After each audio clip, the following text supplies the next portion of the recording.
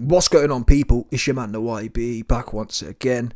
Big shout out to my doggy Wes for coming through and boosting up the coin. So, Chris Eubank Jr. has called out Canelo for the squabbles. He said, "I can't think of any bigger money fights than me and Canelo. I'm not going to get in there and freeze up. I'm going to go in there and I'm going to take it to him. That's what people want to see, and that's the fight he needs to be in. Whether he'll ever accept a fight like that, it's soon to be seen. Tell the fans. Get the fans to speak up." Now, for many years, I thought Eubank was a clown. Yeah. Never really seen much from him in the ring or otherwise. He's just a bit... I don't know what it was. And in the past, he's called out Canelo and Golovkin. No chance. But after that Liam Smith fight, yes, Liam Smith is useless, yeah. But if Eubank can replicate that slickness, he was stunting. He was flossing against Canelo Alvarez.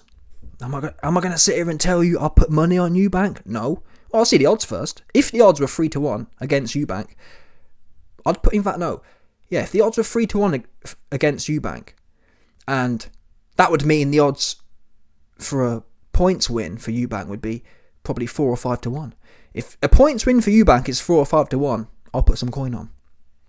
Because Canelo... We'll see how Canelo looks against Charlo. But Eubank, now obviously, his trainer Bomac, which is a crazy situation. He's still locked up, from what I'm hearing. Bomac has been remanded for a month until his court date. He's still in the UK. So, I don't know what... After... Eubank looked magical. I said it. I'll say it again. Eubank showed shades of Terence Crawford. I've never seen him box out before.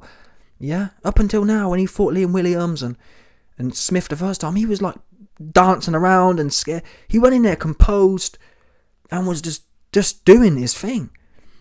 So I'm not sure how much... I'm hoping Bomac gets out and it's kind of everything back to normal. But if Chris Eubank can hone that Crawford-esque he showed, I don't see why not. I like this fight. I do. Especially if Canelo doesn't look great against Charlo. You know what I mean? And I guess the problem is that Eubank or Canelo has a free fight deal with, I think it's Showtime, BBC. So, how can... And again, though, Eubank joined BBC for that play. Because who else have they got? They've got Jamal Charlo.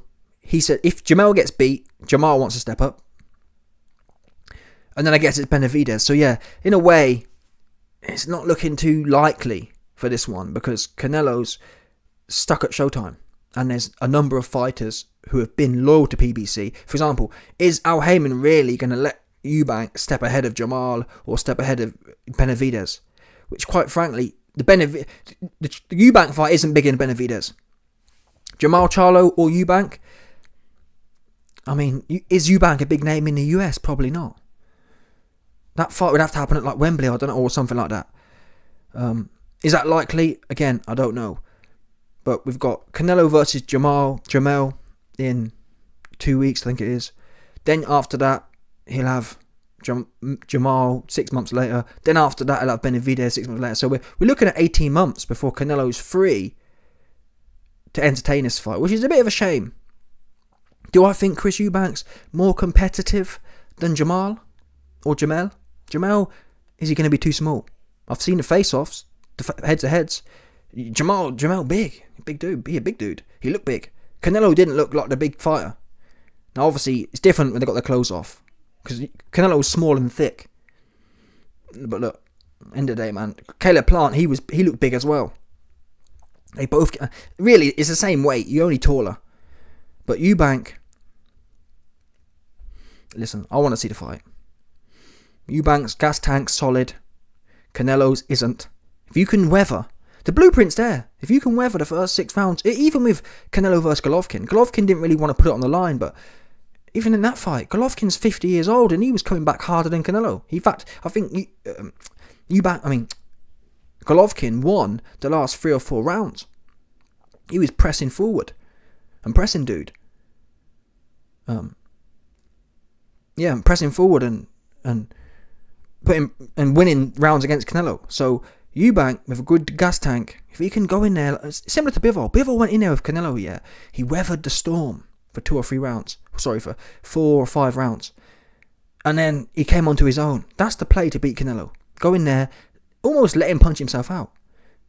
Bivol goes in there, tight guard, covers up, takes the shots on the gloves and arms. After the fight, Bivol even said, Canelo can punch my arm all he wants, no problem. Do you know what I'm saying? So I don't see why not. But, like I've explained, it's not likely to be occurring anytime soon. Now, finally, Eubanks talked about Conor Benn. The Conor Benn fight. That's not a bad fight. And bear in mind, in the meantime, you've got nothing going on. The Benn fight, not a bad idea. I think that's another exciting fight for what it's worth. Who wins that? Again, I'd like to think Eubank, to be quite honest with you. But it's a close fight. But Conor Benn is aggressive. Liam Smith went in there. Liam Smith's supposed to be aggressive. Liam Smith didn't let his hands go. So in a way, I'm not trying to devalue Eubank's performance, because coming from a KO loss, my bet was Eubank was going to be scared to death in there. So to come back from that, Eubank shown great, world-class level resilience. To take that kind of L, yeah, and come back and up your game a level or two. Salute to him. But Conor Benn ain't going to be no Liam Smith standing there like a heavy bag. Yeah? Conor Benn, even if he gets clipped, Conor Benn, I believe, will go in there rocking and rolling and applying pressure. So it's an interesting fight. Eubank and Benn.